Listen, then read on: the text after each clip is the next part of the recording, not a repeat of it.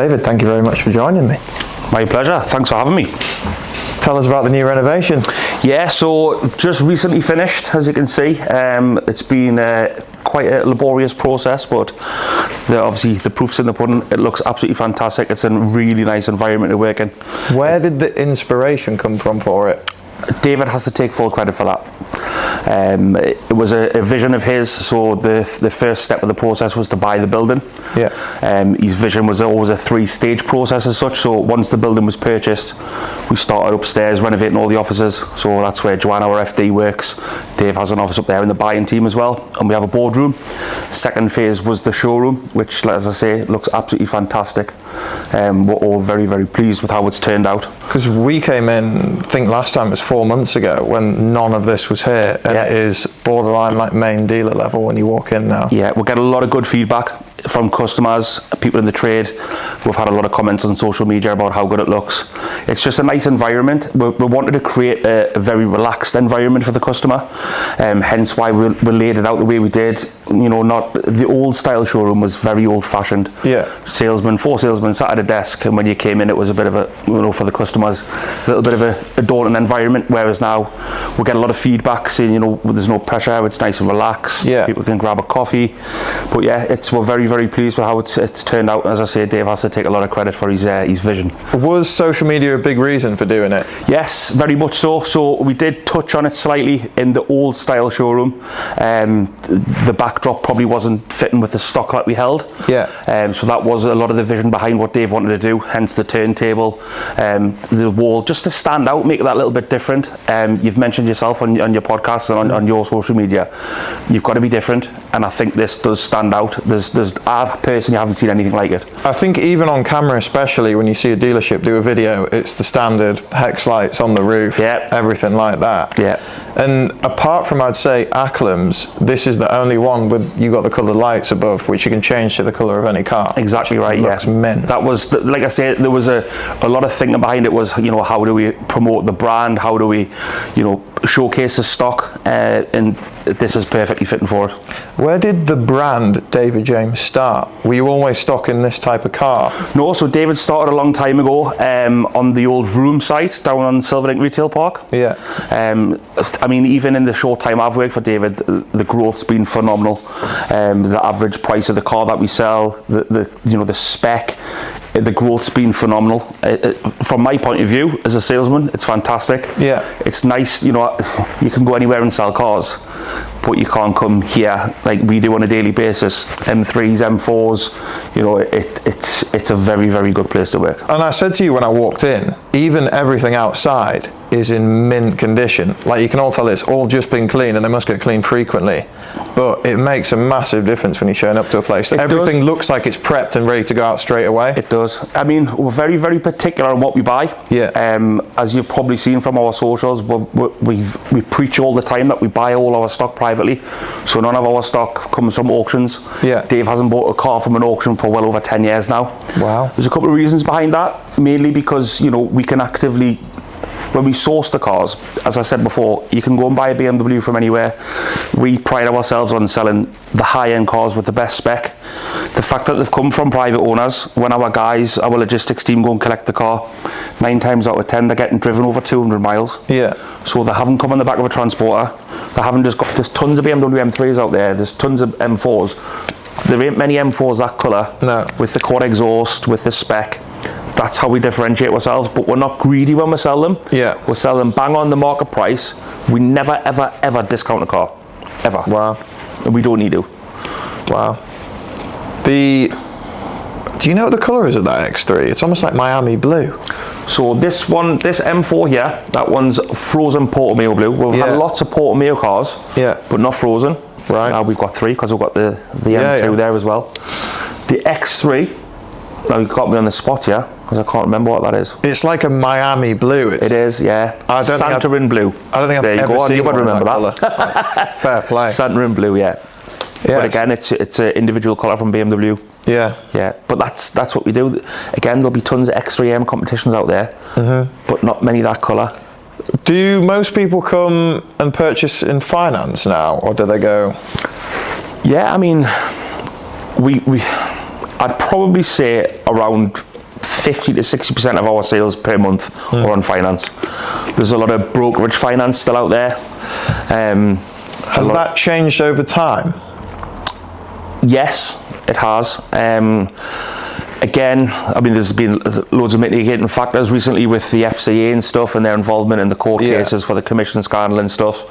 I think people got really scared of that and it just blew over in a matter of weeks. We had our heads screwed on at that time, so we had a feeling it was coming, so we got our ducks in line. But again, the majority of our finance goes through BMW, through Alfira. Wow. Got a great relationship with them, so they fund a lot of our cars as well. Right. But yeah, we offer good packages. We offer the after sale side as well is really important to us because we want to retain the customers. Exactly. Yeah. So our service plans, our warranties, with ceramics. We want people to buy the cars, enjoy them, but in an ideal world, we want to buy them back. I want to take them back in part exchanges and just keep the process. And with you selling such nice spec things, as soon as someone picks them up and shows their mates, they're gonna tell them, look, if you're looking for a car, go there. Yeah. Again, I mean, and recently I sold a M135 in Misano Blue to a chap. He used to buy a lot of his cars from another well-known local northeast dealer. Right. He said he was looking for a sports car or a hot hatch, and his friend says, go and try David James. I bought 4 or 5 cars from there. Yeah. The advantage of that was his friend got a £150 recommended friend voucher. Class. And we sold his friend the M135 on finance. He was over the moon. Then he'll probably go and tell his friends. Exactly. And vice versa. Yeah. And just on a brand standpoint and retaining customers, for when people go through those low months and blame the market, it kind of saves your ass. 100%. Yeah, I couldn't agree more. Again, you know what this trade's like. There's peaks and troughs. When there's a trough, that's where we rely on the repeat business and stuff.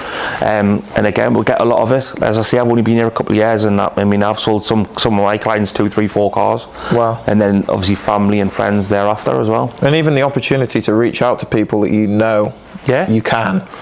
I mean, friends and stuff. Oh, where are you working now, Dave? I work at David James. I've driven past there. Those cars are lush. Yeah. Actually, I might come and see you. I sold a car to a guy I used to go to school with.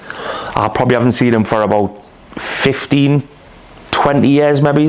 Yeah. And he bumped into my dad. He was like, "Oh, how's Dave doing?" He was like, "Oh, I'm actually looking for a car." Yeah. It becomes, "I didn't know you worked here. Wow, this is great." He bought a new car. That's class. Would you ever? How come you haven't delved into supercars yet? I think there's a possibility. There is a possibility. Again, like I say, I mean, when I first started 2 years ago, the average price of the car we sold was probably top end 40, 50 grand. Yeah. Now we've got 63 there, 73 here. Range Rovers at 100,000. So the growth has been phenomenal. And the next step after that is probably going to be supercars. What would you buy? I think people have a big no about McLarens because they're... Yeah, I've heard some horror stories. I've had friends that have won them and had some really bad experiences. Yeah. It just depends on, in this area, I think, Lamborghini is probably the most popular. It's Audi underneath, so they're probably quite reliable. Yeah. Where we're based, obviously here, we've got Newcastle United training ground. Yeah. Literally 200 yards along the road. What's to say in the future that we don't stock cars and start dealing with the guys that play for Newcastle? Have you sold any to Newcastle players? Some under 21, some under 23 players. Right. Yeah.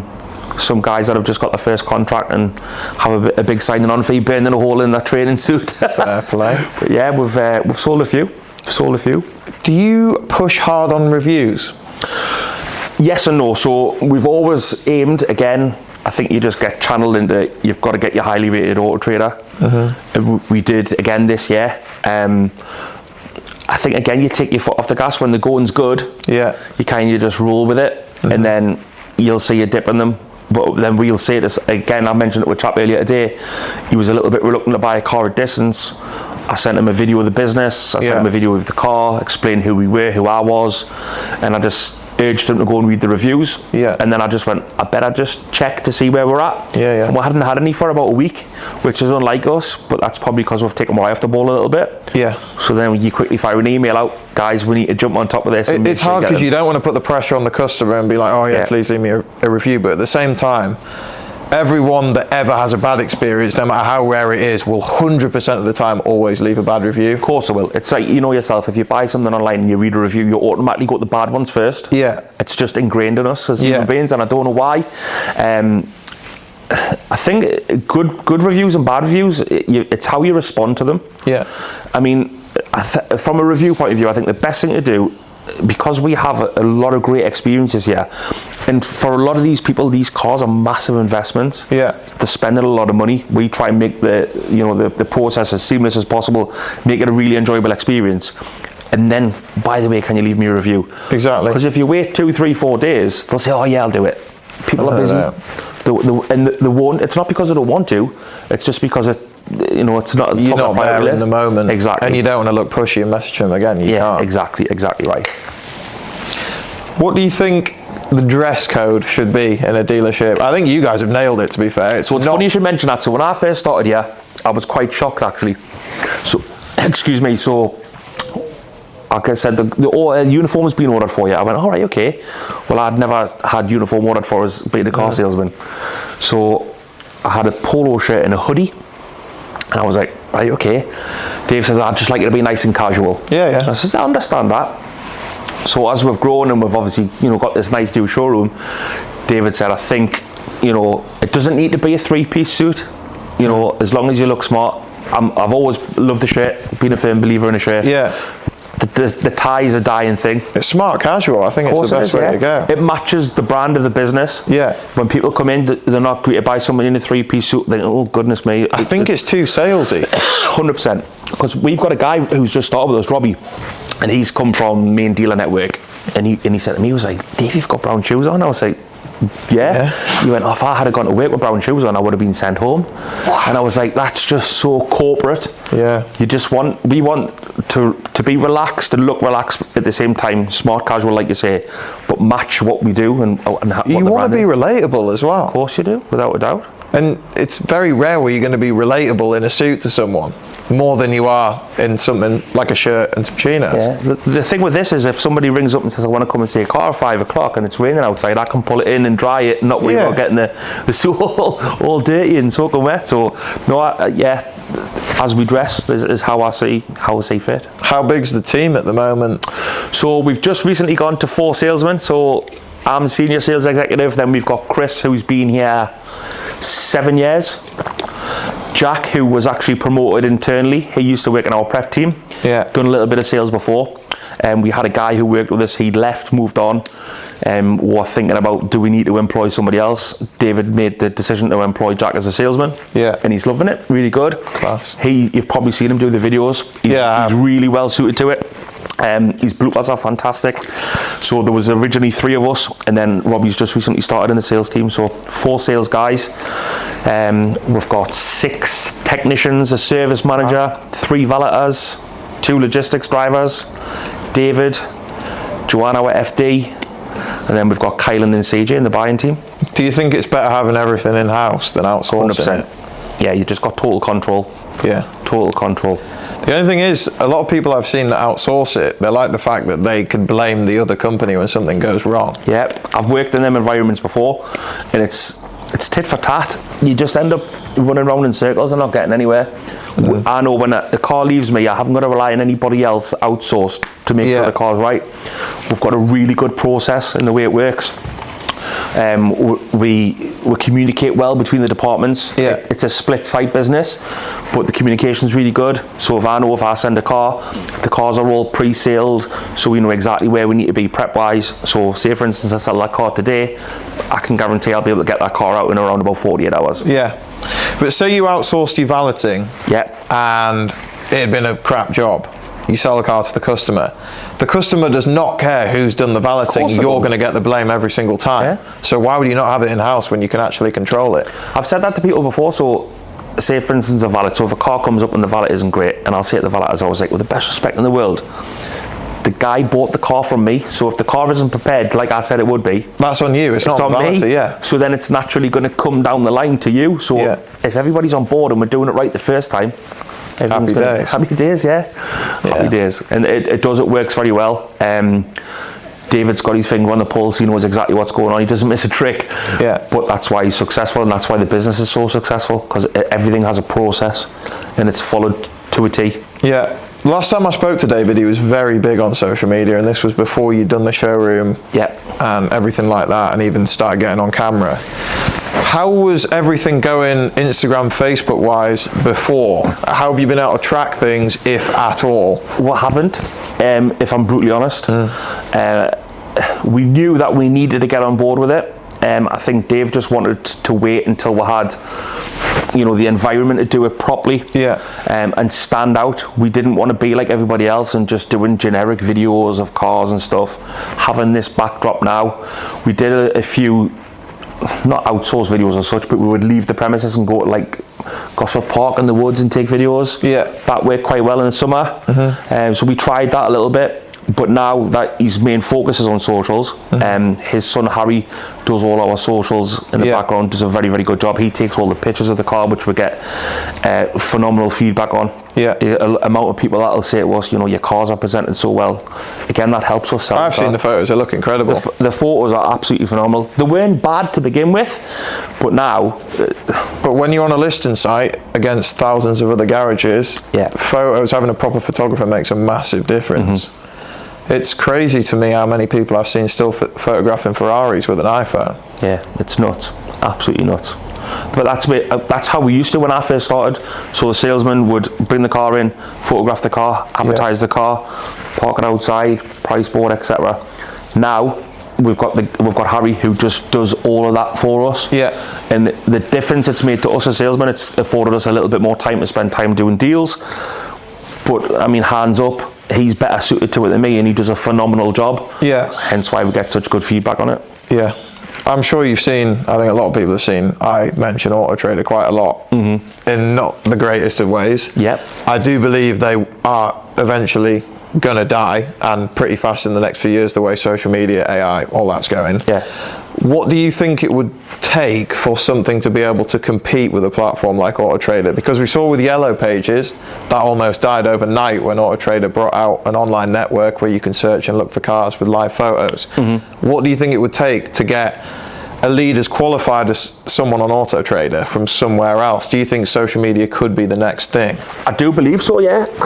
I would probably tend to disagree with you slightly in the fact that it's going to die quickly. I think it will become a lot more difficult for AutoTrader to compete. I mean, they've obviously got the backing to be able to chuck money at it to change. But they've had dealers over a barrel for so many years now, and I think, you know what car dealers are like, they can be, you know, a bit like a dinosaur, you know, oh, we don't want to change that, we don't want to change that. But the younger generation, you've got to get on board with socials, you have to. I also think though, AutoTrader preys on the fact that car dealers are dinosaurs. And in the early days when, look, car dealers, they don't want to be on camera, they don't want to brand, most of the dealerships are just the person's initials.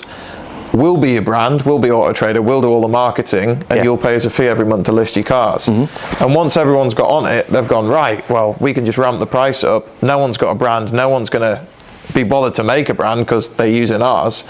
And then they've just got control over everyone slowly. Yeah.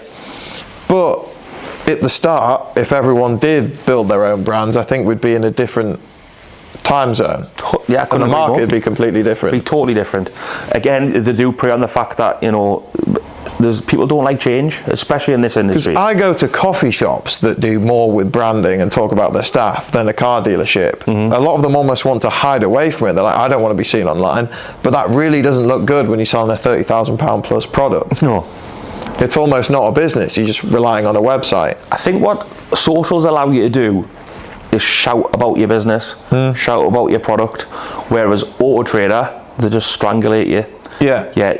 Yes, you might be different to the other dealers we've got on there, but we're going to brand you exactly the same. And AutoTrader allows a bad dealership that wants to flip cars and doesn't do a good job to list and sell through there, which in my opinion is a negative thing. 100%, because they don't vet people correctly, do they? Whereas social media, you say what you believe in and people can hold you to your word, and there's not much more that's valuable than that. No, without a doubt. I mean, like you say, we do stand out on AutoTrader because of what we have here, like other dealers do, but it's massively diluted, whereas on socials, when you're firing these videos out, they do massively stand out. Yeah. They really do. I could be classed as a dinosaur. I've dealt with AutoTrader for a lot of years. Yeah. And it did take me a long time to think, what would we do without it? You'll just build your own brand? is the honest answer to the question. And we will do that more so from a monetary point of view, because it's so expensive. Exactly, and I understand completely. I would never ever say don't use AutoTrader. It's brilliant when you know exactly what car you want, you're going to find it. But anything other than that, if you say a lady in her 60s has a back problem, I need something that is high enough for me to be able to get in pain-free. I don't really know anything about car brands. Where on earth do you go? They don't know how to use anything.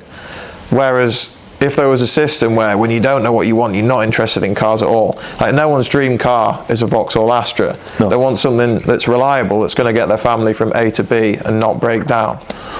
Which there isn't really a system that caters for that. There is. I think from a consumer point of view, AutoTrader is a minefield. Yeah.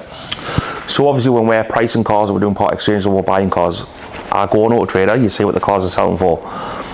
It's so long-winded. The filters aren't great on it, and you could see people giving up quite quickly. Yeah. Or they want a car, they want to spend 20 grand, they don't know what they want, so they just click the first one they say that looks great. Yeah. And they'll go and buy that car. Do you like the fact that they price the cars? No. Do you think it makes a massive... You're dictated to, aren't you? Yeah. Yeah. And once they control how much you pay them and how much you can sell a car for, it's very, very starting to close the gap of they almost own a lot of dealerships. Yeah. It's quite contradictory as well, because I mean the pricing structure they use when they go between the good price, the fair price and the great price is we can value a car as a part exchange and play around with the figures on it and say, all right, we could sell that car for that amount because it's a good price. And then you'll actually go on to AutoTrader and find a car and it's £1,500 cheaper. And it's like... I feel bad for the dealerships in London that have to pay more for anything, and the price is still the same. It's scary. I mean, don't get me wrong, from an analytical point of view, we can drill into a lot of data, it's good. We use a lot of the data if people say, have you got much interest in the car? Well, yeah, I can tell you exactly how much interest I've got in the car. Yeah. And we'll share that with customers, to maybe try and help them make a decision on the car there and then. But again, it's just old school. We've always used it. Yeah. But again, do what you've always done and get what you've always got. Yeah. We understand, and David understands that while it's good and it's worked well for a long time. You continue with it, of course. You continue with it, but in the background, because of the way consumers now shop and the way the purchase process has changed, especially after COVID, you've got to have something else. Yeah. Because if you just continue with AutoTrader, like you say, I do agree with you from the point that it is a dying brand. I probably don't think it's going to die as quickly as we think it is. Yeah. But if you just trickle along with it and let it die, then so will your brand with it. 100%. Unless you've got something in the background, which we're trying to build. It's going to make it very hard for dealerships with bad reviews. Oh, without a shadow. Once that goes and you can't pay for someone else's brand, you almost don't have a leg to stand on. You'll be invisible. Yeah. And I'm sure there's probably loads of dealerships around here that you didn't even know existed unless you just drove past it and went, oh, I didn't even know that was there. Yeah. I mean, we'll get people coming here. So that road out there is phenomenally busy. It's a really busy road. Yeah. We'll get people coming here and say, oh, I seen a car advertised on AutoTrader, then I realised it was David James, and I've driven past you every day for the last 10 years and I didn't even know you were there. Yeah. I mean, we've got our pictures on the main road and people don't know we're here. Exactly. The only way we'll now engage with people like that is through social media. Yeah. It's because, we can get people out, you get people sitting out there in the traffic and they're looking over and you think, oh yeah, that's a nice place. We want them to go home. And if they're on TikTok, Facebook, I've just driven past there. So how many followers have you got on TikTok now? So it's grown quite quickly. We haven't got a lot as in the grand scheme of things, but in the last 2 months we've gone from just over 1,000 to we've now got 3,500. So now imagine 5 years down the line. Yep. How many people are going to know who you are? The repeat business is only going to increase because you've had that nailed from day one. Social media caters so well to dealerships that already do all the basics perfectly. Yeah. You're only going to grow your reputation even further. Of course, and then I think that's what Dave's realised really quickly, that we've got a good brand, we do very well anyway. What can we do now to step it up to the next level? Yeah. And that is going to be social media. Are you using AI in any kind of way at the moment? Not really. We touched on it a little bit, actually, when we were designing the showroom. That was the only real time we used it. I think, again, we're going to have to embrace it at some point. How that fits into the business, I don't know. I'm a little, as I say again, old school, so it'll just be a case of, Dave, that's what you need to do, and I'll have to embrace it, but it's coming. There's no two ways about it. Because we have an AI platform coming out in 2 days that I'd quite like you to try. Right. That is borderline ChatGPT level of brain power. So, like I said before about the 60-year-old lady, got back problems, that doesn't know what she wants, knows nothing about cars. If she filled in her issues to this platform, it looks like ChatGPT, like a message between two people. Okay. She goes, I've got back problems, I need a car that's quite high so I can get in it, I need heated seats and a pan roof, and I'd like something that's red. Because 90% of the time people care more about the colour, especially if it's something under 20k, than the actual car itself. It will find you that car within 5 seconds. Wow. And I don't think anywhere else has ever been able to do that. No. And the misconception with AutoTrader is that everyone looking for a car goes there, but 75% of the market aren't interested in vehicles and don't know what they want. So like you said, it is just a minefield of searching for something. Yeah. And also with social media, you have to be trustworthy, otherwise you can't put your face on there, because it's only going to highlight how bad you are. Yeah. So the more people that have to be forced onto social media, it's going to make the customer experience better, and dealerships are going to sell more cars through it. You just have to have the basics down. So I think you guys especially will see a massive increase in everything in a couple of years because of social media. Yeah, I think it's social media is going to grow this brand a lot quicker than I ever anticipated it would. Yeah. Again, it's, you've just got to embrace it. And I was a little bit reluctant when Dave said to me, we're going to start doing videos. And I was like, really? I mean, I haven't exactly got a face for the camera, but you again, like I said, Jack took to it really naturally, but he's a lot younger than me. But you've just got to do it. And the more and more you do it, the easier it's going to become, the better you're going to get. So it's just going to be second nature. I also think it's going to become easier for you to sell the cars with people already feeling like they know you are. Definitely.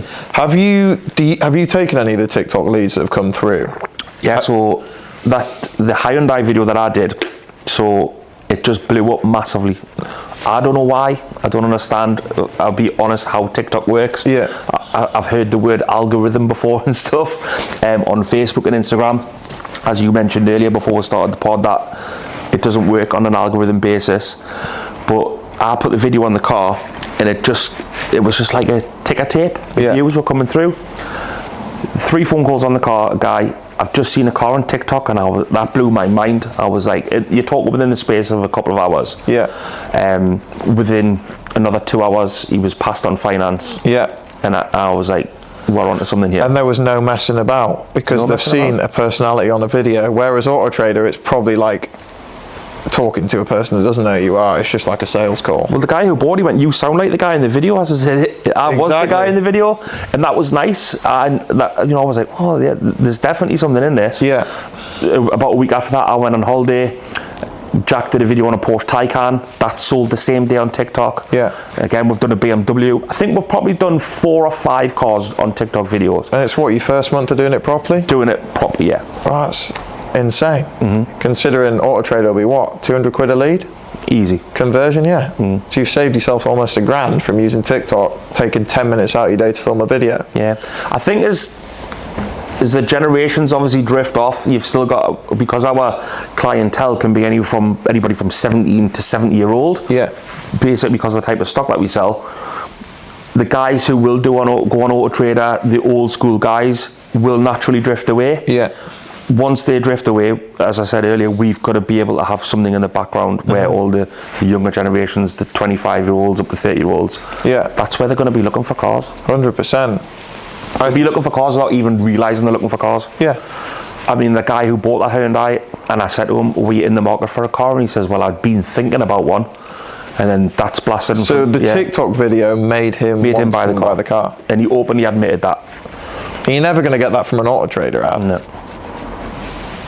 I didn't expect that, to be fair. It's quite impressive. I was really impressed with it. It still blows my mind how it works, and the reach that it gains so quickly. Yeah. But as the video was viewed, then our followers, so you could see the trend happening. Yeah. And then we were like, we really need to get on board with this and start doing more and more and more. But then not falling into the trap of just doing got a new car arrived. We've got a new car arrived. Yeah. So we started doing blooper videos. Yeah. And they blew up because, as we've said earlier, it's personality. Yeah. It's relatable. And multiple people were like, oh, we love the blooper videos. So we did another one a couple of days ago. Yeah. Just outtakes and stuff. Because the title of the video was, you know, it looks all smooth and silky, but behind the scenes, we're just human beings. Yeah. And we do mess up. What do you think of people that say the trade is extremely saturated? It's saturated with a lot of generic cars. I think it makes it easier for someone like you to stand out and dominate the market. Without a doubt. That's why we do so well. Because, you know, our stock isn't like anybody else's in this area. No. It's not. And that's testament to David and the buying team for the way they purchase the stock. Yeah. It just makes my life much easier as a salesman. Because I know when the person... I'm old school. I like speaking to people face to face. I love a good deal on the phone. Yeah. I like that. And I'll say to the guys, because a lot of the guys that I work with the sales team are a lot younger than me, and they'll just treat a phone call like an email lead. It's not. The person that's ringing you has done all his homework on the car. Yeah. He's watched the video that you've sent him. Yeah. He's took the leap to ring you about the car. Yeah. That's almost over the line. Exactly. You're going to close that without a shadow of a doubt. If you've got enough about you, you'll close that. Whether or not that'll change, we still get a lot of phone activity. Wow. Which still surprises me. I mean, you know, we take on upwards of 30, 40 calls a day. Wow. On our cars. I just think the bar is set incredibly low by most dealers. It is, but people that moan about it aren't prepared to do anything to change. No. Whereas David is, and his vision's fantastic. Don't get me wrong, he won't mind me saying this. Sometimes it can be a bit like a whirlwind, but at the end of the month, when we see how well we've done as individuals and as a business, it's a great environment to be part of. It really is. Yeah, I think the reason a lot of the trade is so negative is the reason I get quite a lot of hate on my account. People don't like change. No, they don't. But they think that you're coming in with this new revolutionary thing. They don't understand that you're there trying to help them. I'm trying to save them trying to save them money. And they think I'm trying to scam them. Yeah, help them sell cars. Yes, naturally it's going to help you and your business and your social side of things. Yeah. But at the same time, they'll be the ones that you will sit down and speak to somebody. This is what I can bring to your business, and they'll say, I'll give it some thought, and then they'll go to the pub for a pint after and say, oh God, the trade's dead. Yeah. Well, it's dead because you're not doing anything about it. Exactly. And just blame the market. That's the number one thing. It's the easiest get out. That's the market. The market's dead. We get we sell trade cars to other traders and stuff, and then they'll be like, oh, it's hard, isn't it? And I'm like, not really. We're doing quite well. Yeah. And we'll say, people are like, are you busy? Are you busy? I'm not just saying that. We are always busy. Every day.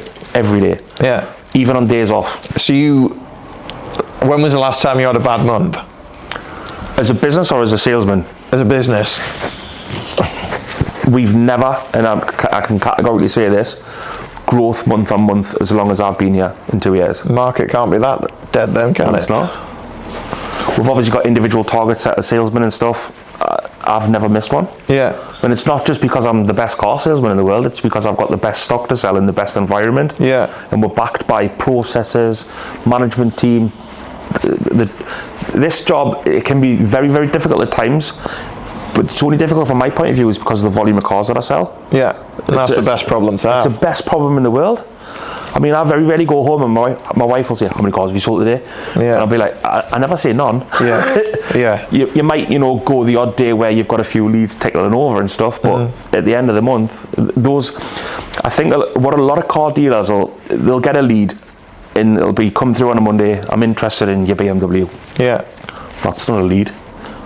Yes, it is. Yeah. Somebody's reached out to you to ask about your car that you got for sale when they could have reached out to another 10, 15 dealers. Yeah. So you jump on it. That lead might stretch Tuesday, Wednesday, Thursday, and then you deal on a Friday.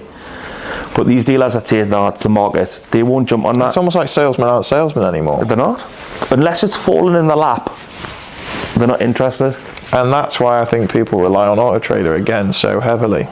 And they would never chase anything else and just go, oh, that lead's not real, it's crap. You've got your work cut out.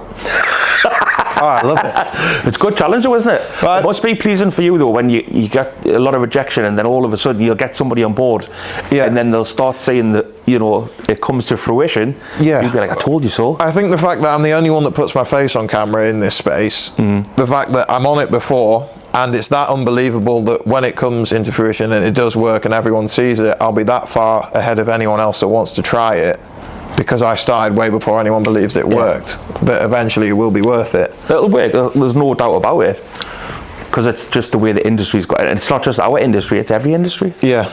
I mean, look, Amazon, for example. Exactly. I can't remember the last time I bought something in a shop. It's just easy, and the car trade's going the same way. Yeah. But then in that space, you've got to be on your mettle. Do you ever take any, not advice, do you ever look at any other dealerships for maybe we could do that, or are you just very in your own lane? No, don't get me wrong. I mean, you know, you can never teach an old dog, you know, as such. But yeah, I mean, I'll openly say people nickname us the Geordie Acklam. That's class. Listen, that's not a bad... That's a very good name to have. Great, yeah, keep it coming. You know, the business they've got's phenomenal. And if we can aspire to be as good as them, then, you know, the bar's set really high. Yeah. But then you get other people that'll be like, oh, David James. That's just pure jealousy. 100%, and they're not going to buy. They're not going to buy from you anyway, so it doesn't matter. No, of course never were. Of course they're not. But you know, people always complain about reviews and bad feedback and stuff. Bad feedback to me means that I haven't done something correct. You'll always get the one that is, you know, a bad review, which has nothing to do with me. There's nothing I could have done to alleviate that. Yeah. But if somebody then gives me bad feedback based on service or something, yeah, that's on me. That, and then how do I go about that? How do I fix it? If there was one car you'd like to highlight for a video right now, what would it be that you've got in stock? RS3's up there. It's probably the RS3. Color. Yeah, probably the RS3. I've done a video on this M4. We've done a video on the M3. We've done it. The problem that you've got is, because we're all now like doing the videos, we'll fight over them. Yeah. Which is good.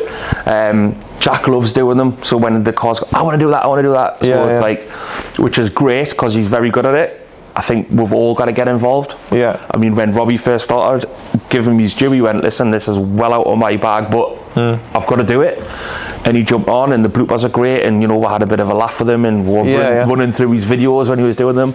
But yeah, it's when the cars come up, we fight over them now. So that's class. Yeah. It's a good problem to have. It is. To be honest, I don't necessarily think it's just about which car I'd like to. I like doing videos on all the cars. Yeah. Anything from that there to, I did a video on an Audi A6, and the strapline was value for money, and it was fantastic value for money. Yeah. So you're telling me you've gone from the point of, I don't really want to do videos. Oh, I guess videos are getting introduced. I'll give them a go. To now you actually like doing them. Love them. It's great. Absolutely great. Because again, if somebody rings up, you know, I'll send them a link to the TikTok and say, oh, well, we've got a TikTok video on this car. And we've also, so every time a car comes in and Harry does the photographs of it, we pre-record a detailed sales walk-around video of the car. Yeah. Because we sell so many cars out of area, that's got us ahead of the game.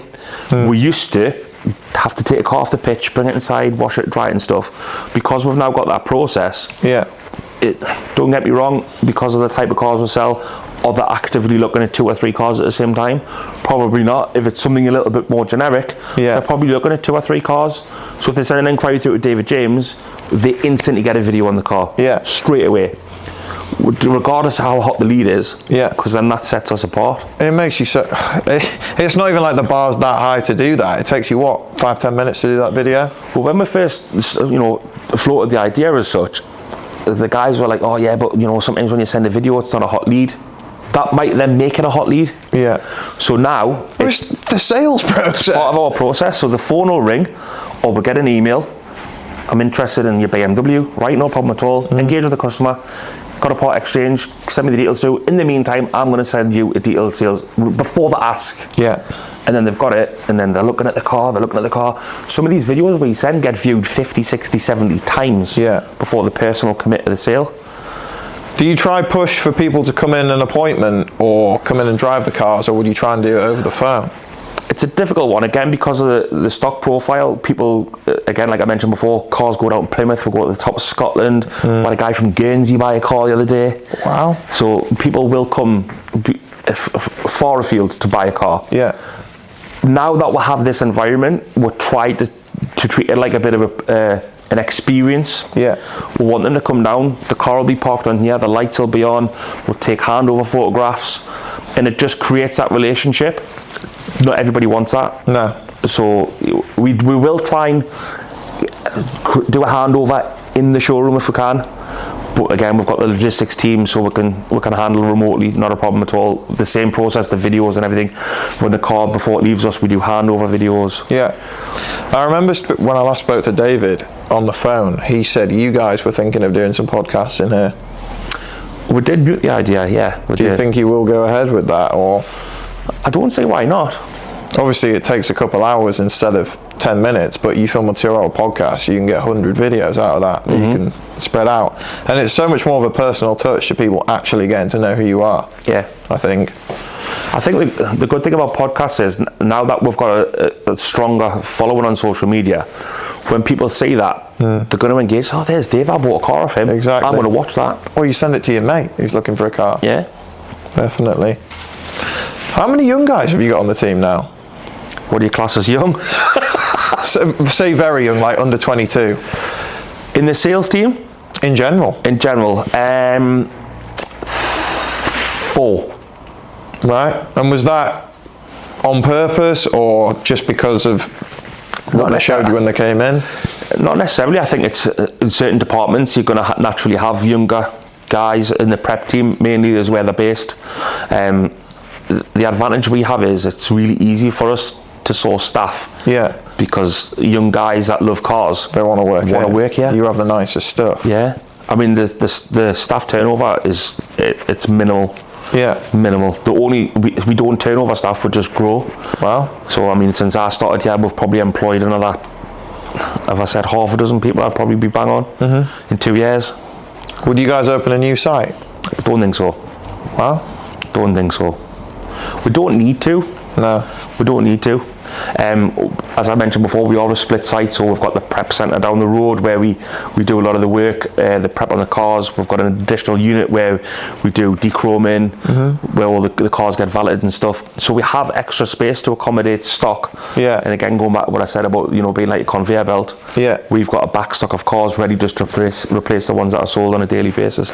Obviously, you're not going to give away any secrets, but what piece of advice would you give to a dealership that only blames the market and says that some months are just that bad because of how things are in the world and nothing to do with their dealership? Well, it's an easy get out of jail card, isn't it? Yeah. Yeah, don't get me wrong, in some instances it can be quiet in the market, but then again, if you're differentiating yourself from other people, you're going to stand out, and then people will naturally migrate to your business to buy cars because you're active, you're out there, you're showing your face.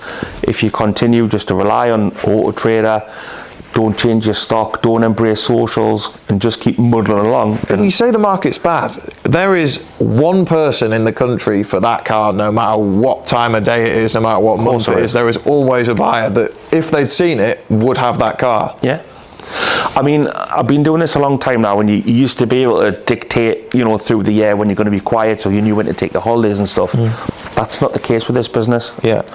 And it is purely, again, due to the profile that we have, the hand-sourced stock. I've never had a quiet month. Touch wood, that remains the same, but I can't. It's only going to go. It's only going to grow. I can see that you make massive investments into the business to make it completely better than it was before. Well, Dave's vision for the showroom after he bought the building was, like I say, it was a 3-stage. The next stage is to revamp the forecourt, so we're going to look to do tarmac on there.